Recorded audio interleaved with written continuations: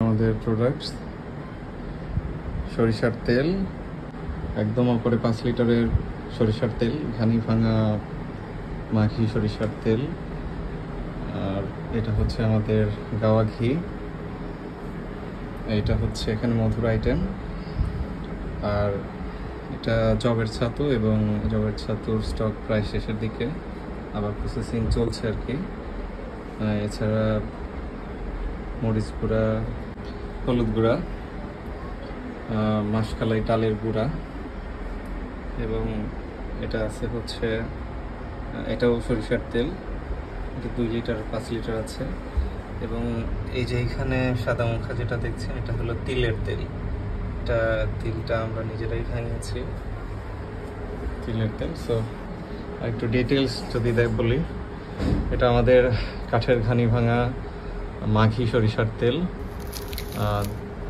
এটা কিন্তু আমাদের খুব ভালো করে আগে আমাদের এলাকার যে দেশীয় সরিষা সেটা শুকানো হয়, শুকিয়ে তারপরে ক্রাশিং মেশিনে ক্রাশিং করে ধুলা পরিষ্কার করে দেন কোল্ড প্রেস পদ্ধতিতে তেল বের করা হয়।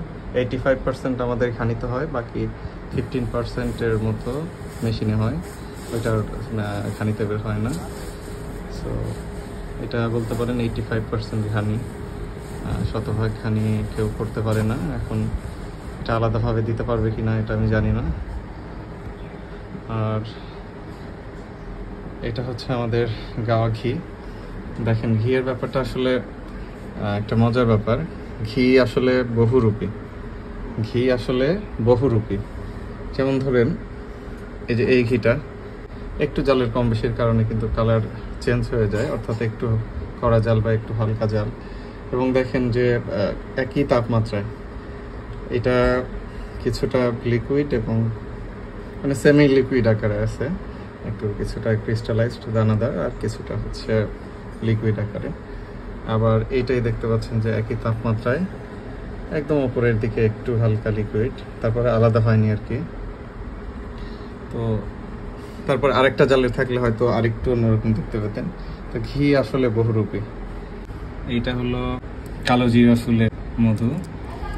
এটা শরীয়তপুর থেকে সংগ্রহ করা হয়েছে, কালো জিরা ফুলের মধু। এগুলো কালো জিরা ফুলের মধু এগুলো। এইটা আবার দেখেন, এটা কিন্তু মিশ্র ফুলের মধু, অর্থাৎ কালো জিরা, ধনিয়া, খেসারি ছিল। আর এটাতে কালো জিরাই ম্যাক্সিমাম, কালো জিরা প্রধান ফুল। মোটামুটি 70 থেকে 80% এটা কালো জিরা ফুলের নেকটার আছে। এই যে আর একটা আছে, আমাদের মধু আরও আছে, বাট এইগুলো প্যাকেজিং করা স্টকে আছে আরও। এটা হচ্ছে কালো জিরা ফুলের গত বছরের মধু। আর এইটা লিচু ফুলের মধু। দেখেন, লিচু ফুলের মধু নর্মালি সময় কম দিয়ে মধু বের করা হয়, কারণ লিচু ফুলের সময়কাল খুবই কম থাকে। সো অল্প দিনেই খামারিরা বের করে ফেলে। 7-8 দিন সময় দিলে আসলে মধুটা এ গ্রেড বা মধুর ময়েশ্চার লেভেল অনেক কমে আসে।